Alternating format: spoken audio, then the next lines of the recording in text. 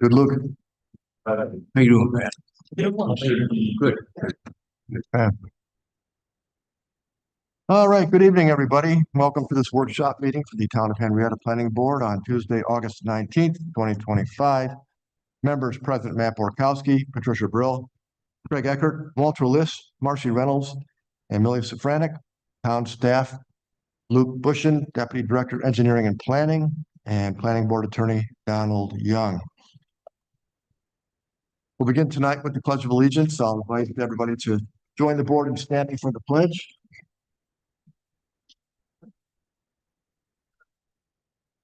Pledge allegiance to the flag of the United States of America, and one nation, indivisible.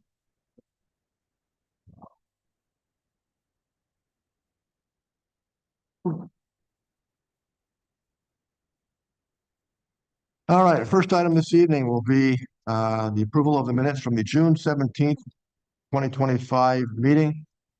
We've all had a chance to review those. Does anybody have any comments or questions regarding those minutes? Okay, the chair will make a motion to approve. Second. Mr. Liss? Yep. Thank you.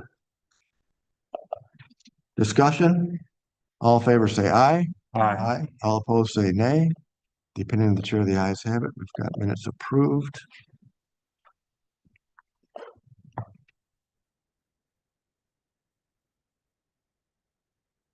All right. First application this evening is number PB-329.2. It's Lehigh Ridge Subdivision, Section 2. This is for final subdivision approval of a 24-lot residential subdivision on approximately 34.07 acres with 19.724 acres of open space that will be located at Nevins Road and Authors Avenue in a residential R115 zone district. Good evening. Good evening, everyone. My name is James Creedicos. I'm with BME Associates. Here with me this evening is Bruce Howlett and Paul Egan from Learwood Estates, the applicant and owner of the property. As the chairman just mentioned, we're here for Section 2 of Lehigh Ridge Subdivision. This section is going to include 24 lots. There was an additional 10 lots on the private drive portion, which we aren't planning on doing at this time. That was originally kind of slated for Section 2, but that's basically enabled to come back in and get that reapproved whenever we wanted to. Was that indicated as 2B on the Yeah, plan? we kind of just didn't want to call it Section 3 just to kind of confuse. So the intent, I think, would still be to develop that one prior to Section 3, but obviously that's going to come down to the applicant's decision. We were here in front of you guys as far back as 2021 through concept, overall preliminary. We did a seeker conditional negative declaration back in March of 22. That went through overall final preliminary in 22. In 2023, we got a grading permit to start Section 1 while we went through final Section 1 subdivision approval with you guys, which occurred in September of 23. So again, we've submitted now for Section 2. A couple things that have gone on. We do have an active grading permit for Section 2. That was issued by town at the end of June. We did have a little mini pre-con with some of the other involved utility agencies, NYPA because of the overhead power transmissions, RG&E, as well as Empire for the gas mains and crossings that we need to do there, and just kind of get them re-engaged for our permits and other obligations that we need to do while working within their easements and things of that nature. So this section is going to complete the loop between Authors Ave, extending off the existing subdivision stub and completing the Nevins Road in its entirety, which terminates in a cul-de-sac at the southeast portion of the project site. Public utilities, we're going to complete the water main loop, so it's going to connect from Authors down to what is currently a dead-end water main on our existing Nevins Road we built in Section 1. We'll be building additional town dedicated sanitary sewers. That's going to take sanitary waste from all of these lots and take it up down Authors Ave, tie into the existing municipal system there. The rest is going to be served by public utilities, RG&E, so gas, telephone, electric, the normal utilities that would be put in there for that type of development. We've already done all the stormwater improvements with the section one. All the main stormwater ponds were constructed, so there is no quantity controls left to be installed. There is one bioretention practice that will be installed adjacent to the stormwater facility once we build Authors Ave. That's going to be located below the power lines. We've talked with the town on a couple of different design parameters of that, but it basically wasn't installed at that time because there's some additional work that needs to be done. So that's that kind of hatched pattern right there. Yep. That's going to basically receive runoff from all the road areas, treat it, filter it before it goes into the stormwater pond. Everything that gets into that pond currently, if you recall, that gets routed through the main pond, which is kind of central to the site, and then that routes actually to the northwest corner before everything is discharged to the west. So part of this improvements is kind of the final buttoning up of this area over here behind these residents that was historically kind of wet, and one of the things we've always been talking about. Some of the drainage diversion has been done with the section one improvements to help that, but this will really kind of finish all those redirections of the water over in that area. Landscaping with this section, we're proposing 18 additional trees scattered throughout the right-of-way areas. If you guys recall, with section one, the applicant did and exceeded our planting requirements at that time. They planted around 223 trees with the section one improvements. There's 110 total lots in all sections of the subdivision, so our total tree requirement is only 220. So with section one, they already exceeded it. And then with the additional 18 here, as well as the tree credits they got from the shrubs, will be about 292 trees. So we're going to be about 70 tree credits higher than the overall subdivision. Obviously, when we get to the other sections, we'll still be looking to do street trees and things to try and, replicate the same pattern throughout the subdivision that we did with section one. This section will involve dedication of 3 open space areas to the town.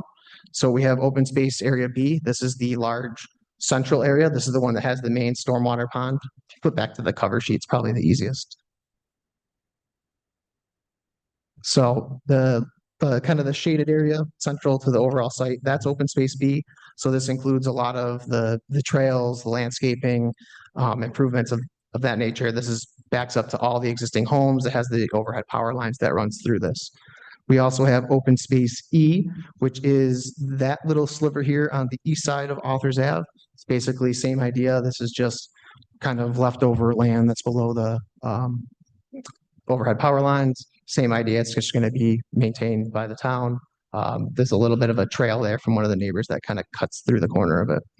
And then we also have open space area D, which sits down kind of between section 1 and section 2. This is the SHPO area, I will call it, that we've had discussions. I think there's ongoing discussions currently with the town about the restrictive deed that we would place on that from SHPO before we turn it over to the town. It just restricts some actions. We're working with the town to make sure that they're good with the language before that deed gets in place.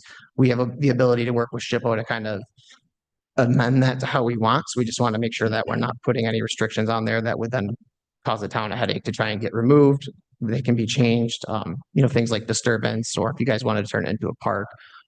So there's been a little bit of back and forth on that. So, but we're committed to obviously dedicating that to the town, obviously with a section, and getting that stuff resolved and coordinated before we do submit that to the town's satisfaction. Other miscellaneous stuff, the letter credit was already submitted, reviewed, and approved by the town board. We have received town staff comments. We provided written responses to those. I'll touch on a couple in a second. We have no issues with anything that was marked up. We've also gotten all our agency comments to date. And again, nothing out of the ordinary. We were just waiting for this meeting tonight before we reissue revised plans to the engineering department for their final blessing. And then we'll work on any final cleanup before we route for signatures. Comments that I wanted to kind of touch on from the engineering review letter. Comments on setbacks for some of the lots around the cul-de-sac. If you recall, there was an existing pond that was located in this corner that was filled in with section 1 activities. That way we can let it kind of settle out and compact as well as possible. But lots, I think it's 210 through 213, the eastern edge of that pond basically sat at our 100-foot setback line. We set that so that way the house foundations would be located outside of that former pond, just good construction practice. One of the requests was for us to reduce that, so that's why it's set like that, just to kind of prevent that occurrence from happening for those homeowners. We also had a couple of requests about 208 and 215. So these are the ones kind of immediately adjacent to where that 100-foot setback is.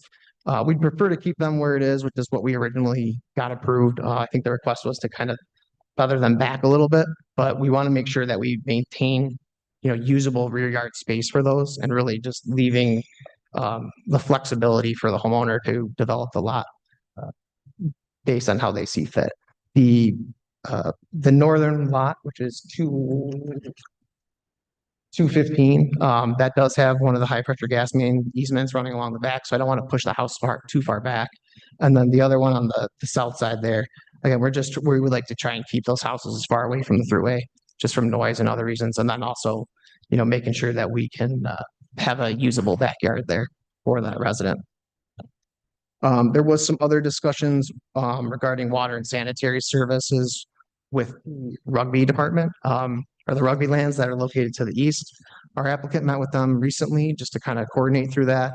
And I believe they have another meeting set up tomorrow with that to work that. They're committed to, providing whatever kind of amenities for the rugby field that they feel they need. I think there just needs to be a little bit more understanding of what they're going to be doing specifically so that engineering feasibility can be reviewed just to make sure gravity line, if it's can route it out there, if it can actually serve them elevation wise, water pressure for a water service, as well as, or just routing for like a force main for sanitary. So there's a couple things that need to be coordinated with them, but obviously they've been working with the rugby lands and owners throughout this construction process for construction access. So they're committed to, working with them to their satisfaction. Besides that, I think that kind of touches basically on everything. I mean, we're happy to answer any specific questions. I think timing wise, we're already basically going with grading activities. So if we're good with this approval, we'll kind of move right into construction of utilities and work through the construction process and keep moving. Well, thank you, James.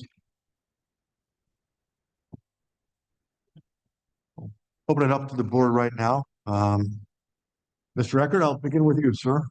Thank you, Mr. Chairman. You're welcome. I know we discussed a little bit previous, and I think we just want a recap of what we discussed maybe, and we can talk to Luke maybe about that and what James has already gone over. I'll add one additional note that, and which may go into the setback comment. This project was approved also without sidewalks because of the extension of the sidewalk that the developer paid for along Nevins Road. So usually our setbacks are also a little bit contingent based off of a sidewalk. So because we don't want cars parking in the sidewalk all winter long when the plows are trying to go through. In this situation, we won't have that on this cul-de-sac. So if there isn't any other comments that I have besides the ones that we discussed in our meeting. So I don't know, maybe especially for the rest of the board, if after you go through, if Luke wants to give a recap on that and what's still outstanding or what we think we need to communicate on, would be Very good. Thank you, Mr. Chairman. Thank you, Mr. Eckert. Chair will recognize Mrs. Brill. Thank you. Everything I had highlighted that I was going to question, you've answered in your comment and discussion just now. So I appreciate that. Thank you so much. Thank you, Mrs. Brill. Chair will recognize Mr. Borkowski. Thank you, Mr. Chair. You're welcome. I too, most of what I had notes for here, and also thanks again for the comprehensive answers to the notes that you were asked. I just want to make sure when we're talking about, Chris mentioned setbacks too small on 208, 215. They still meet our minimum requirements. He was just kind of wanting them a little bit further. Correct. I think the intent was to try and create a more even transition as you move to those, Right. The shorter setbacks that were approved to the 100-foot ones. We did try and slide up lot 209 a little bit, just to kind of push it up. I think we have that set at like 90 foot instead of the 100. That one didn't conflict with the pond, so we were able to kind of blend that in. Okay. But same idea. We don't want to, that one, the lot narrows pretty sharply, so we can't move that one up any further. And same thing, we want to provide that backyard space. All right. What about 214? So you already talked about 9, which is good, but I just noticed that 9 where it was, you're basically, your front window is going to be looking in somebody's back window. So if you move that another 10 feet, I think that helps it But 214 seems like it might be the same problem with looking in the rear of 215. Can that be moved up at all, or is that part? Two 214 was the one that had the pond in it, although it's not as critical as the 213 and the one south of it. Gotcha. But same intent. We really just wanted to keep that one back. Okay. So you're able to do one of them, 209.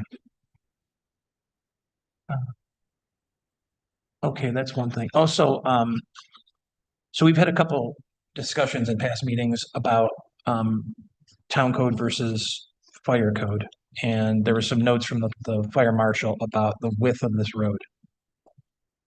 Is there any inconsistencies with what the town code requires and what newer fire code requires? Because the fire marshal was basically implying that he wanted 26-foot wide road. This is 22, but then we have 2.5 for basically the gutters, right? Correct. So do those gutters count? So now we're at 27, which is more than the 26? Technically, we've always counted the gutters as part of that fire access width when we're doing projects. There are some fire departments that review that differently, Okay. in various towns. But the road is proposed per town details and town standards, and it matches everything that we did in Okay. section 1. Well, if there is an approval on this, I think that we're gonna have to say, we just gotta make sure that those comments from the fire marshal are achievable. Because without that person here, there's some confusion as to what supersedes what, but I just want you to be aware of that. Sure. Other than those things, I am all set, Mr. Chairman. Thank you. Thank you, Mr. Borkowski. Chair will recognize Mr. Liss. Thank you, Mr. Chairman. You're welcome. I am all set. I just want to know, how are sales going? Very well. Okay, very good.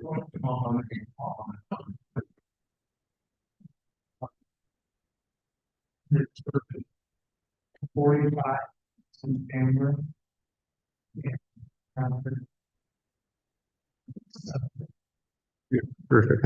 James, could you reiterate that in the It microphone? was 45. They had contracts and then another 7. Or sorry. Yeah, 7 on contract out of 55 and then 45 sold. Very good. Thank you. James. That's January. Thank you, Mr. Liss. Chair will recognize Ms. Safranek. Just going along with Mr. Liss's question, is my understanding that you're building the homes after you've pre-sold them and they're being built to the specifications of the individuals who purchased the area? Correct. They're developing the lots to be approved and sold over to the home builder. Okay, great. Yep, and other than the questions that Mr. Borkowski had with regards to the fire marshal comments, I do not have any further questions. Thank you, Ms. Safranek. Chair will recognize Mrs. Reynolds. Thank you, Mr. Chairman. You're welcome. All of my questions have already been answered, so thank you very much. Very good.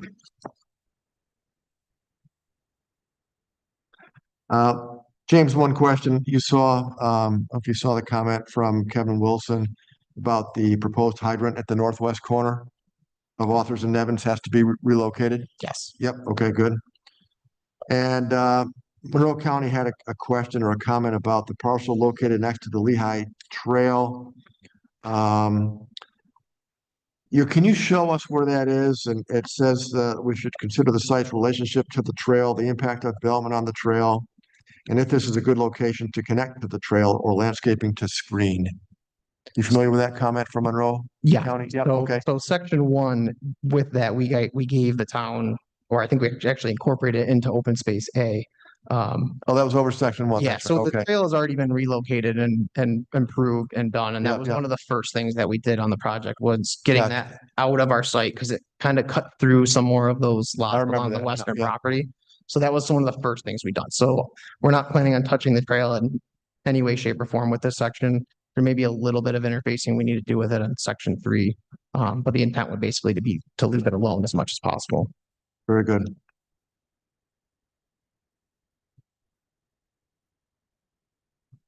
Okay, and then again, you said section 2B is not going to be done anytime soon, right? I don't know the timing on it. It's really just, we're not planning on Not- subdividing out nothing or right building now. lots out yet. We are putting in the sanitary stuff for that for future service. So that way we don't need to come back and open cut the road. We put the water T in as if we could, but the water authority doesn't allow us to do Yeah. that. So. Okay, well, very good, thank you. Mr. Bushin, I'd like to open it up to you if you have any comments or questions regarding the project from the engineering office. I don't think I have any additional questions unless if the board needs any clarification on based on what I've talked to Chris. Okay. about. Very good. Mr. Young, anything from your seat? Nothing additional to add other than whether the board wants to refine condition relative to the setbacks, because right now, basically, what the board typically does is it says satisfy the engineer's conditions, the town engineer's conditions. And his conditions have these, references to adjust the setback. I'm not sure how you want to.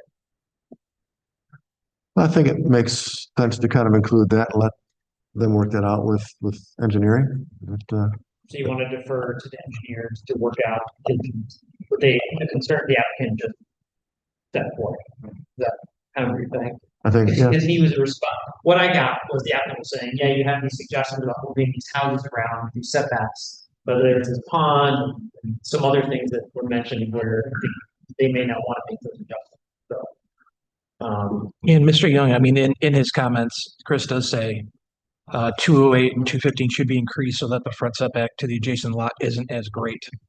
So he's explained why we can't do that. And then those front setbacks, he says, should be reduced if possible. So I guess it's possible, but we also understand why they're not. The other thing I just want to know is just because the setback's there, that doesn't necessarily mean the house has to be built on the setback line. The homeowner could elect to push the building back another 10 feet to kind of fix that situation themselves. The setback is a minimum distance. The setback is a minimum distance that pad needs. Yeah. So by not forcing us to push it back, we're giving that homeowner kind of flexibility to develop that how they want. So my thing to the board was, do you want to refine your deference to the engineering comments on those setbacks, given the applicant just better, just want to leave it deferential to those comments? Can I ask, Yes. the setbacks that Mr. Martin is requesting are above code? I mean, the drawing meets code, right? Lucas, correct, okay. So then I'm along with Matt then to say if that's a request by Mr. Martin, then yes, I would defer back to. We're not giving him any leniency to the code or the setback. They're meeting the requirement and. Right, I'm not sure I understand what you're saying, but what I'm saying is, as it stands, the resolution says it defers to Mr. Martin's comment. and I am okay with that. okay, Yeah, Mr. Eckert, this was obviously a cluster subdivision, so we established what the front setback would be as part of like the overall preliminary approvals. So that's where that setback dimension came, which I believe is.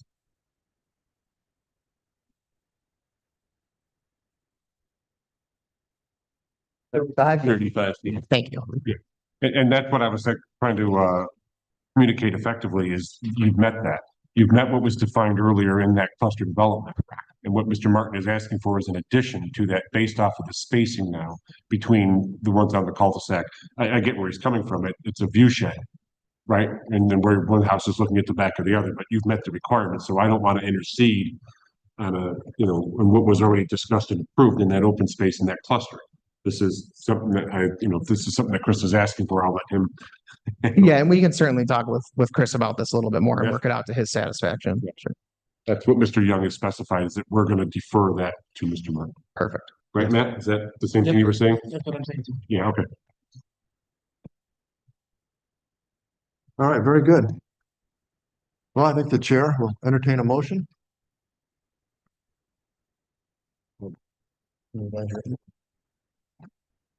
Yeah, I mean, I think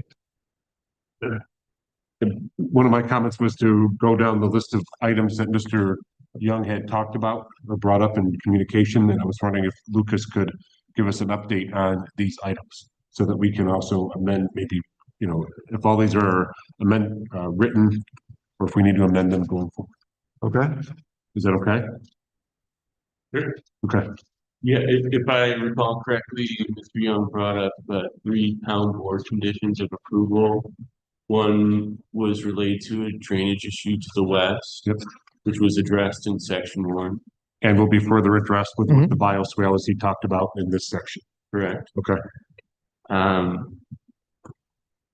There was the, The second was related to the buffering from the highway, which they've done in section 1, and they've provided land, or they've provided berms along the rear of these properties. Mr. Martin has made a comment requesting additional landscaping on those berms. And so that is the applicant's response to that comment was that they would have the discussion with the developer. and being that they've exceeded their landscaping again, then we would Yeah, I think refer that back to Mr. Martin, I think, right? through conversations with the developer, they're obviously kind of committed to making these lots sellable. So if there's views and additional screening that needs to be done because of the throughway specifically, there are some areas that have a lot of vegetation on the throughways property that provides screenage. There's other areas that are a little bit thinner. They've obviously planted a significant number of trees, including along that southern property in section 1 to kind of reestablish that buffer. If there's areas that need specific additional plantings for screening, I'm sure that they're going to propose that by themselves to take care of it, to make the lots, marketable. Understood, and that's why, again, I think we're fine deferring that comment right back to Mr. Martin to work out with you individually. Yeah, the area, the berm that we're putting in there, that actually area south of that on the thruway is one of the better screened areas. We'd probably be looking to do some more screenage, like kind of over, south of the cul-de-sac where it thins out a little bit. Great. The last comment we already discussed related to, or the last condition of the town board that Mr. Young brought up, we've already discussed related the fire. to the trail. Okay, to the trail, and then there was also the fire code, but I think that was also already discussed. Yep. yeah, then there was the 2B to clarify that was set off aside. Yep.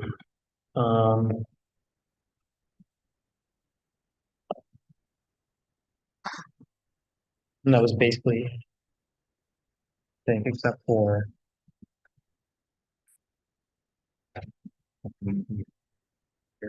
No, you're right, that's just at the time that we want to make standard going forward. Yep. Not this project related, I think. Right? Agreed. So I just wanted to make sure we were all up to speed on what we talked about and what was yeah, addressed. thank you, Mr. Eckert. Great. Then if it pleases the chairman, I will make a resolution to approve PB 329.2 as drafted and amended. Thank you, Mr. Eckert. Second, Mr. Fanning? yes. Okay, second. thank you.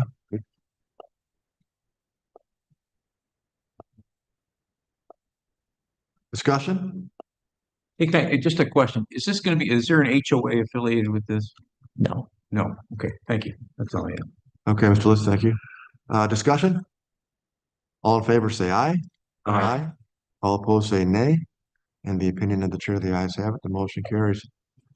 Congratulations. Thank you very much. You're welcome. Thank you. We'll be back in the future for future sections. Okay. Chair just wants to acknowledge and welcome Councilman with us this evening. Good to see you. He brought food. Okay.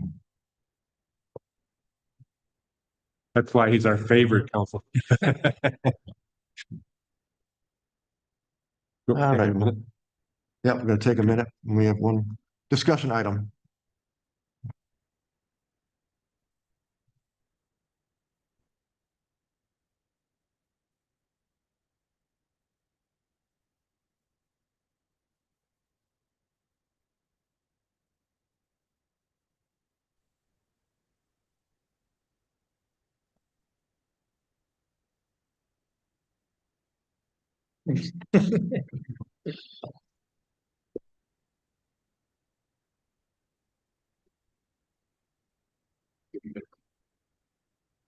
How was Heather's vacation? They talked to her today? Yeah. Okay.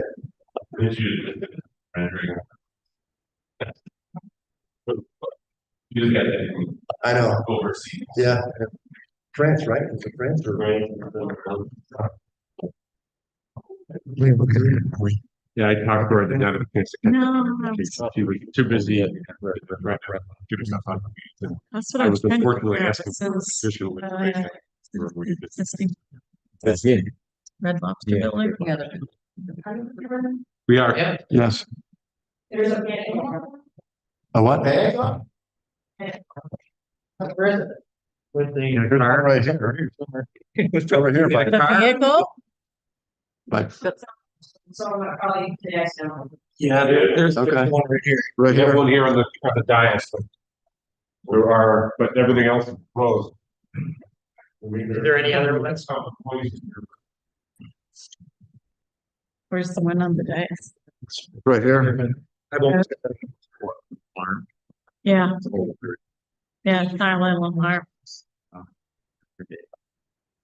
No, I've never had, no, I didn't even know it was there, actually. Okay, with one more item this evening. It's a discussion item. Excuse me, Mosu Asian Barbecue and Hot Pot Restaurant. We just want to review the proposed building elevations to modify the existing building at 655 Jefferson Road in an industrial zone district. So I think we saw the drawings earlier this weekend.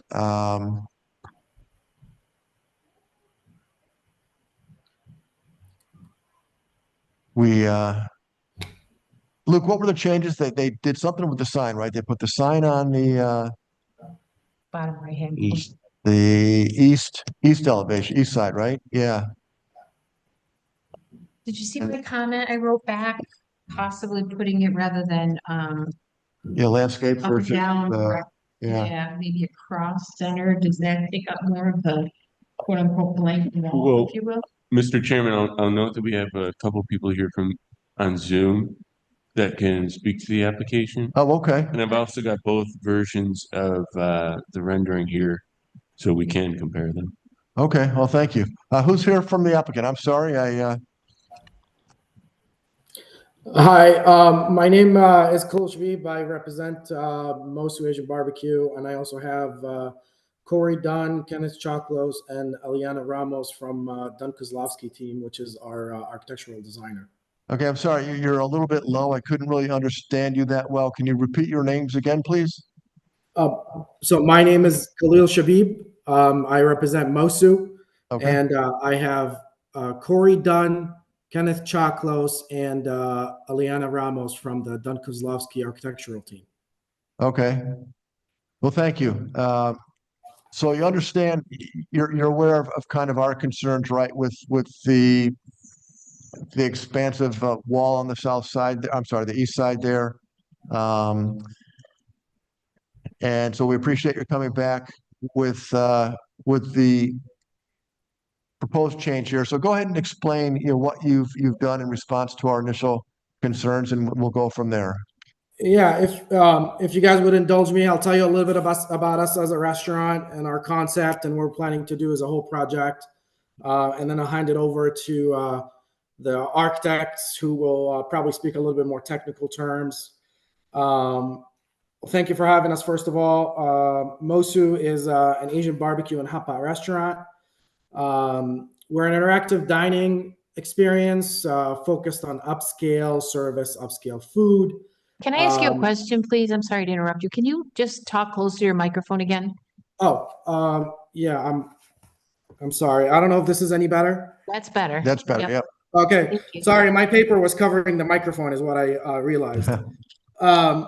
So we're Mosu is an Asian barbecue and hot pot restaurant. We're focused on upscale dining with upscale service.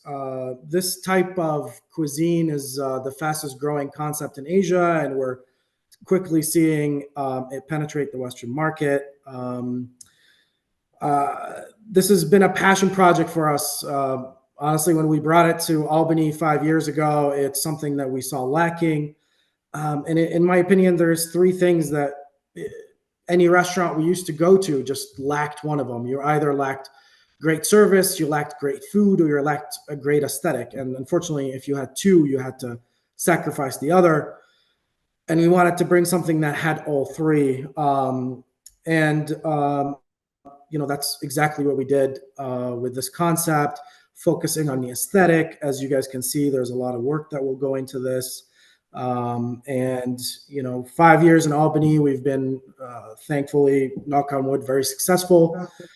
And I do have a personal connect. We have a personal connection to Rochester. Rochester was a second home to me for a long time. But also we see a lot of potential in the market. We've actually targeted Henrietta and specifically Jefferson Road for 3 years, waiting for the perfect spot to open. And when we saw this, and thankfully we got successful in negotiating, getting a spot.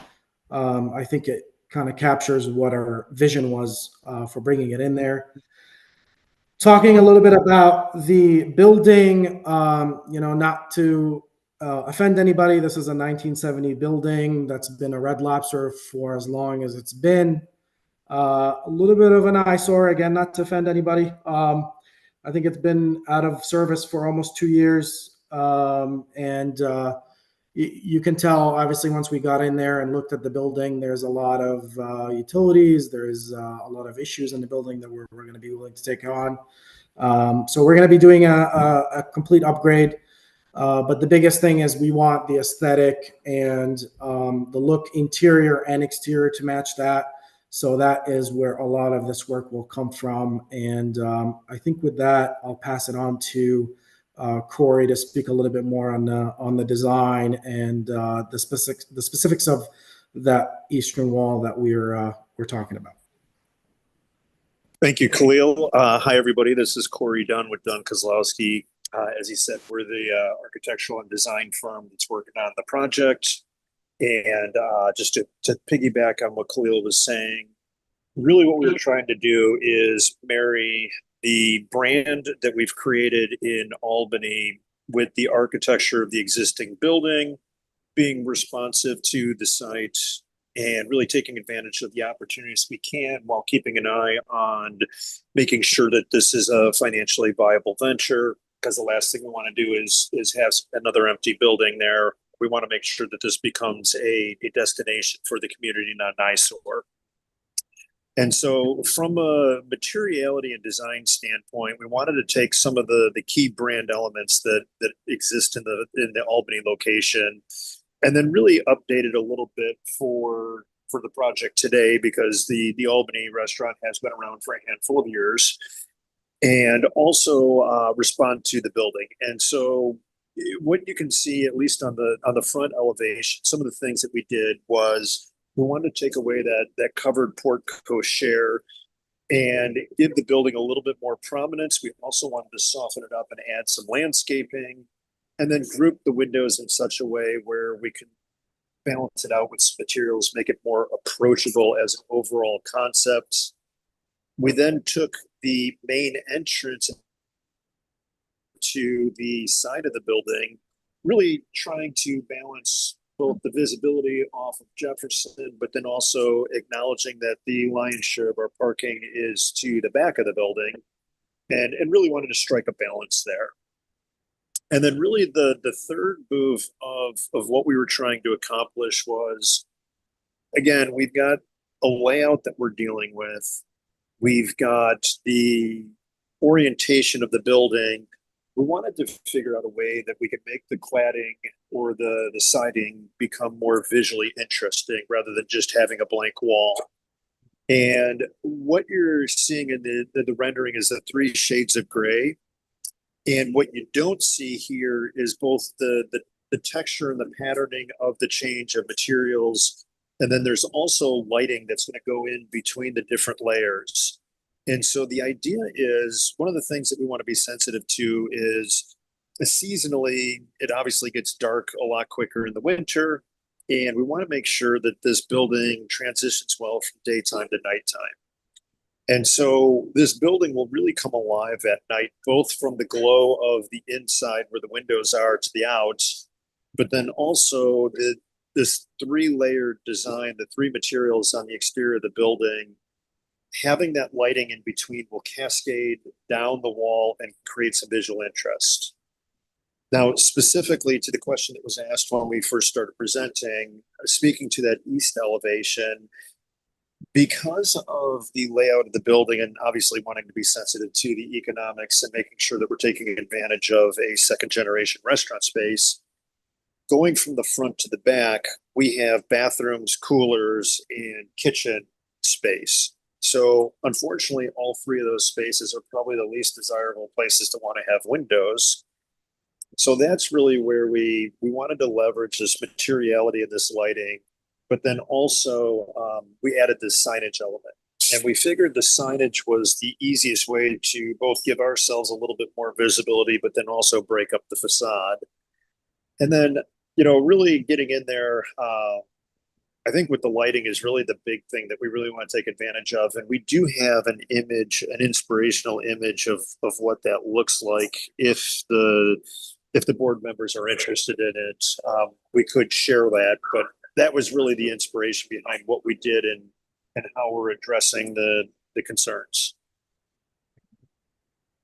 So from there, I'll pause and Yeah, open it up Corey, for can I ask questions. you, the lighting, is it gonna kind of flow in the shape of the paint lines there, or you know what I'm trying to say? So you've Yep. got the three colors of three shades of gray there with the undulations there. Would the lights kind of follow the undulations?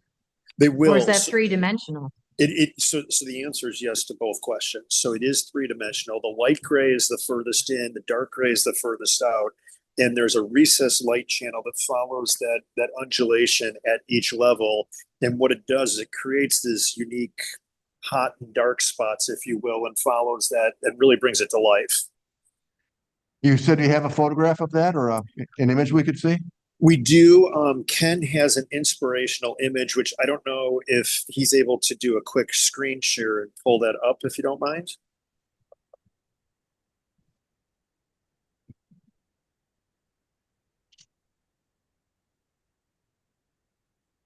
Are you able to try? Okay.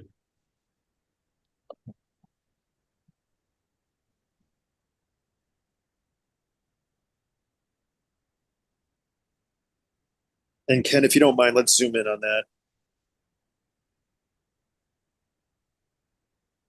Yeah, so what you're seeing here is a slightly different interpretation of what we're thinking, but you can see how it's a dimensional facade where the light is washing. Now, in this particular case, the light's actually washing up. Now, we were a little concerned about that, both from a snow and a rain standpoint. We figured it's probably better to have that light wash down. But what is similar is the concept of the undulation, the layers, the different materials, the different textures.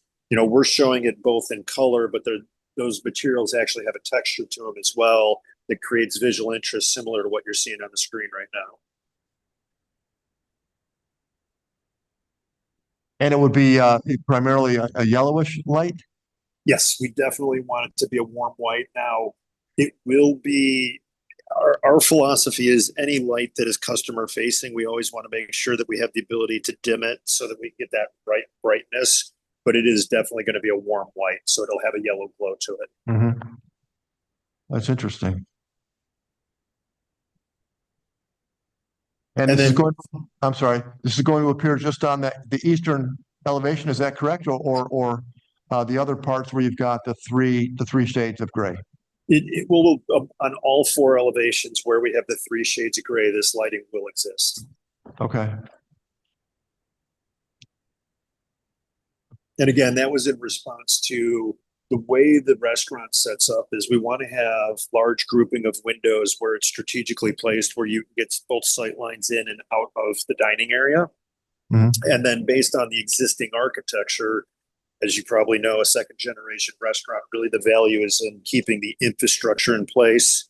So bathrooms, kitchen, those are the things that we really wanted to work around. And so that's why we have those larger expanses of blank wall, which has really led us to what the design solution that we're proposing here. Yeah, but I just want to clarify, our interest in potential windows on that wall, we weren't looking necessarily for real windows. We understood, you said you've got the kitchen and some storage and stuff in there, and windows wouldn't be appropriate. We've had a couple projects in the past where they had a fairly large boring wall, and they put up kind of faux windows, if you will, kind of break up the space. So that's kind of what we were kicking it around a little bit here. We certainly weren't going to make you put real windows in there to look into a locker room or a kitchen space or a cooler, But this is a neat concept. But I'll open up to the board.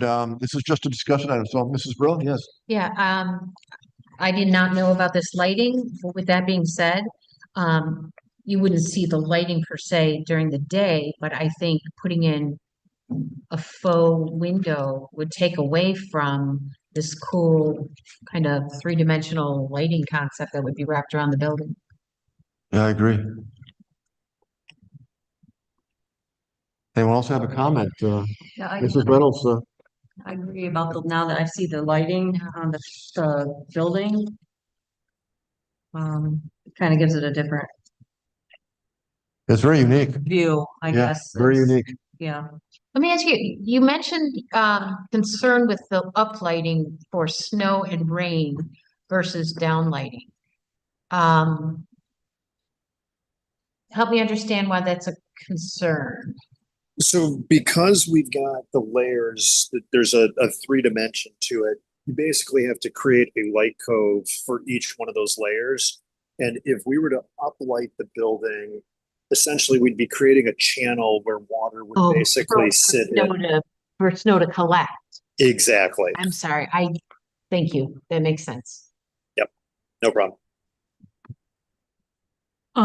Just curious, I'm curious about your inspiration for this. Was there some other restaurant or anything or building that was inspired your lighting vision here?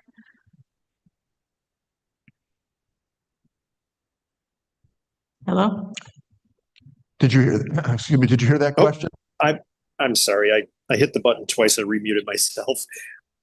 Yes. So the image to the left is the Mosu in Albany, which I'm not sure if everybody's familiar with it or not, but this is one of our favorite facades, and it's been very well received in Albany. And so we wanted to make sure that we were staying true to that design language, but wanted to react to the architecture of the existing building. So really, it's kind of a marriage of that image on the left with the image on the right. And really that was where the inspiration came from. Great, thank you. Yep. I'd like to just chime in a little bit because I'm usually with Mr. Eckert about this because we do have issues with the blank wall, and that's kind of haunted us for a couple of years. But now that I understand what's happening here, I'm okay with it. I actually think in some ways because of this, even without the lights, I actually think it's a neat, attractive thing where it's going to make you go, what is that? It's pretty cool. So in this one instance, I actually don't have the issue that I thought I would, and I'm okay with it. I'm very pleased with it. Look forward to the removal of the tired Red Lobster. It's something new and different. Is it just the Colony restaurant that exists today?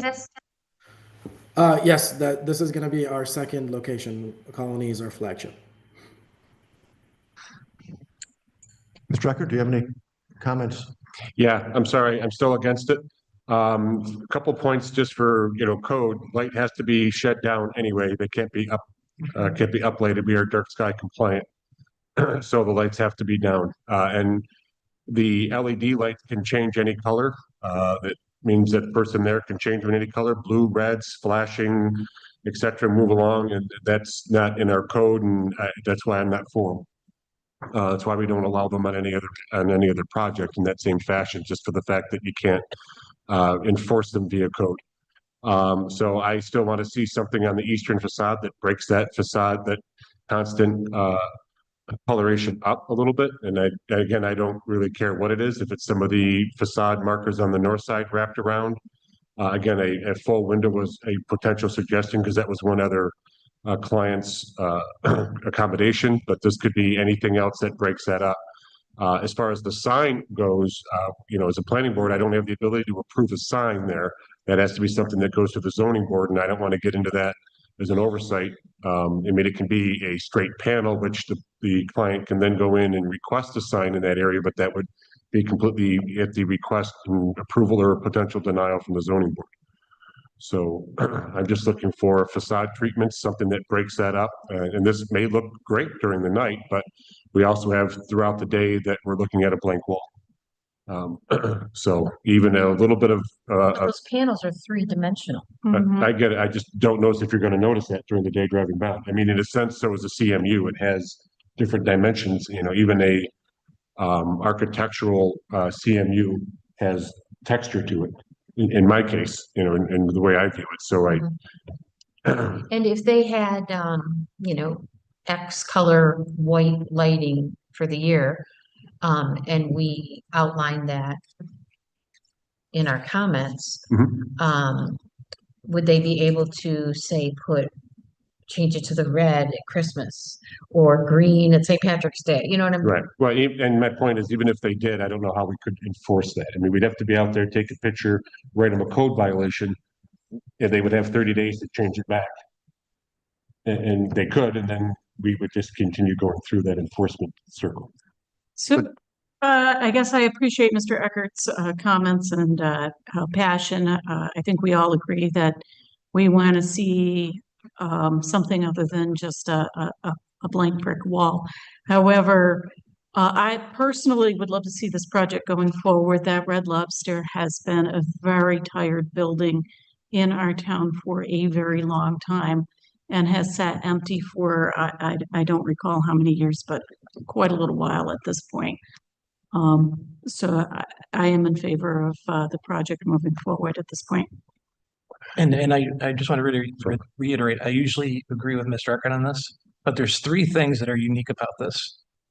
Usually we just have a stark horizontal wall that has been our issue. Now, what's very interesting about that, and I think it's actually pretty sharp of whoever designed this, that waveform and the two different waveforms that go across that breaks up that long horizontal and vertical at the same time. It's actually very creative.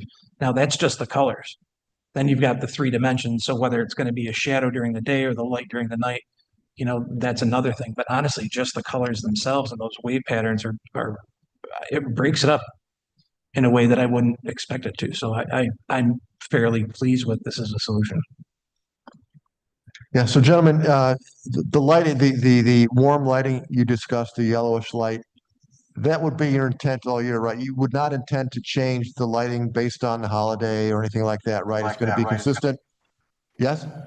Yes, our intention would be to be consistent yellow lighting like it is at our current location. I do want to say, if I may add, one change that we did from the original wall to just the signage is it's actually more than just the sign. We do have metal paneling and wood cladding that goes behind the sign that creates a little bit of a break as well, but then that continues on the side.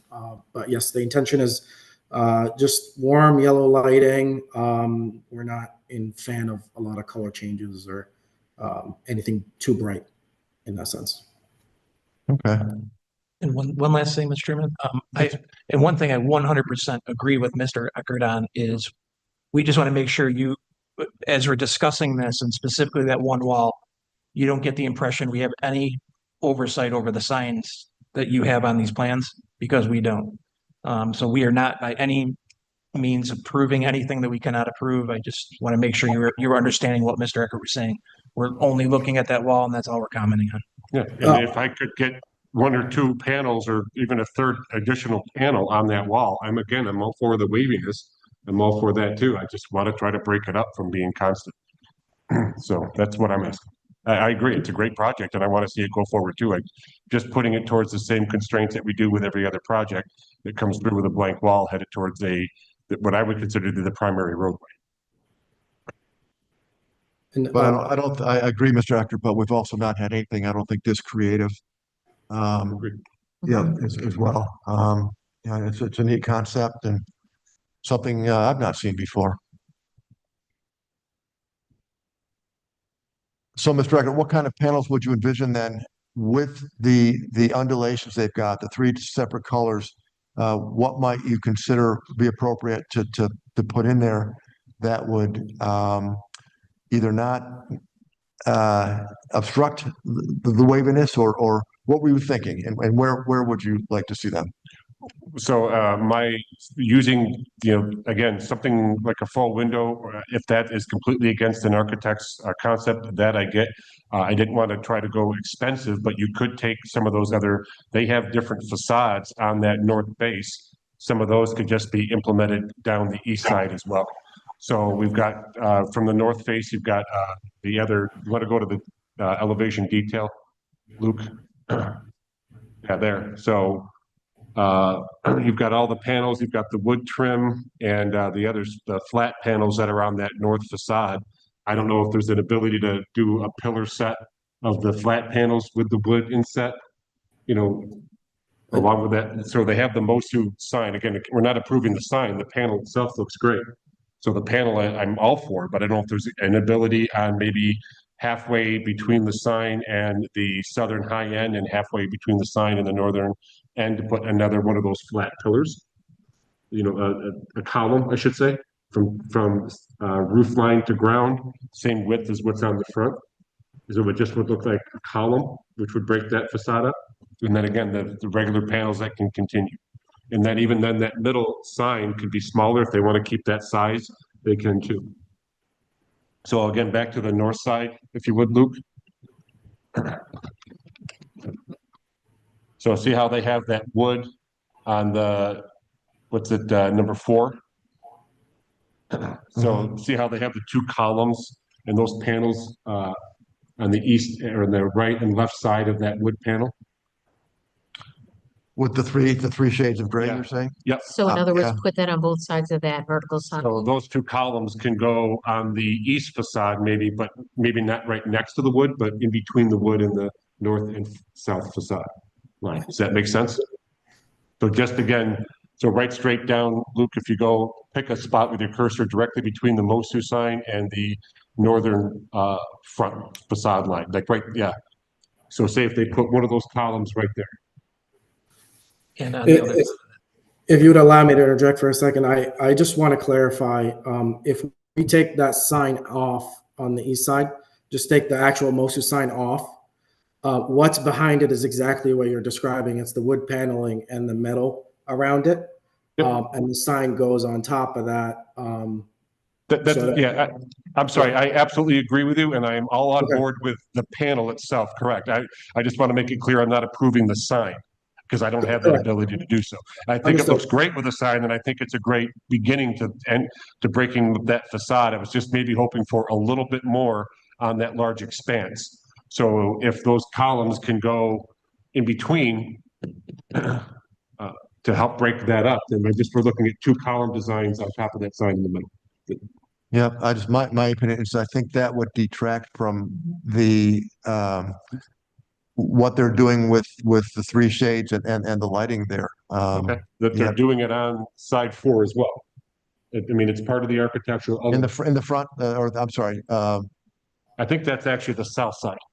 Number 4 is Number the south 4. side. Yeah, Okay. that's a shorter wall. yeah. Correct. But again, just to take those same 2 columns with that same wood grain type and kind of enter that, pulling the columns away from the wood. Same elements, but just breaking up those larger expanses. Again, I think those columns are only like a foot, 16 inches wide. I don't see that I don't see a scale, but they don't look to be terribly wide to me. So that's all I would be asking for, is a little bit more on that east and west. Again, the wood panel looks great. Again, I appreciate your passion for the project, Mr. Eckert, but respectfully, I disagree. I think that this is an artistic concept, and I feel that the architectural design that they have with the unique coloration of the textures is sufficient for me for the project to move forward. I understand. I'm only answering the chairman's question. Yep, Mr. Chairman, I was just wondering if we should, Hold the board? yes. Yeah, we can do that. All right, so we'll run a quick poll. Mrs. Reynolds, are you pleased with the proposal from the architects here, or do you agree with Mr. Eckert? I agree with the proposal. I like the lighting concept. I think it would look great. So Okay, thank you. Ms. Safranek? Yep, I think that the proposal looks good and I think it should move forward as is. Thank you. Mr. Liss?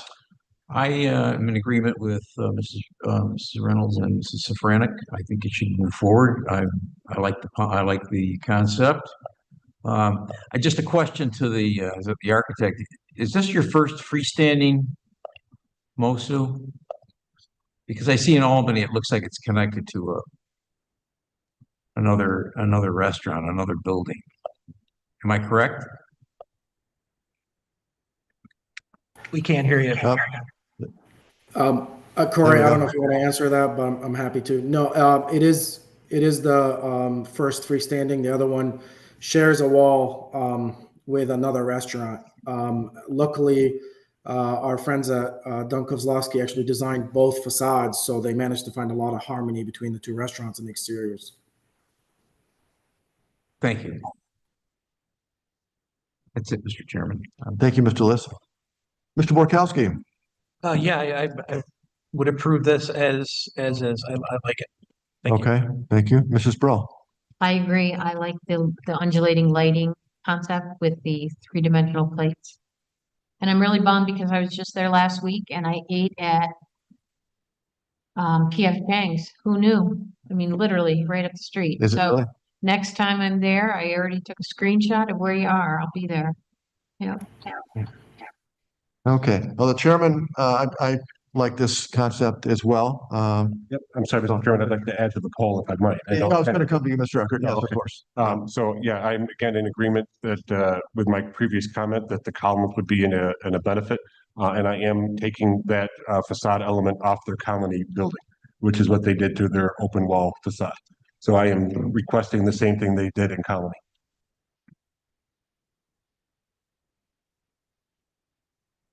Okay. Which is what? These two columns. But there's no undulating lighting. There's Correct. no, okay. And that looks like a small wall too. Yeah, I would say if it was a plain wall like that, I can see putting that. But again, Okay. I'm just giving my 2 cents. Yep. certainly. No, we appreciate that, Mr. Eckert. Okay. So it looks like, six of us are in favor of your proposal here, and Mr. Eckert has his feelings as well. So gentlemen, I think, we can go ahead and run with this. I think it's creative. I think it's unique. I think it's going to be certainly a nice addition to that old building that's there now. You gentlemen have any comments or questions for us? Unless the architectural team has any, thank you very much. We appreciate your time. We look forward to moving forward with this. Thank you for coming in tonight. We appreciate it. Bye-bye. Good night. Bless you. Bless you.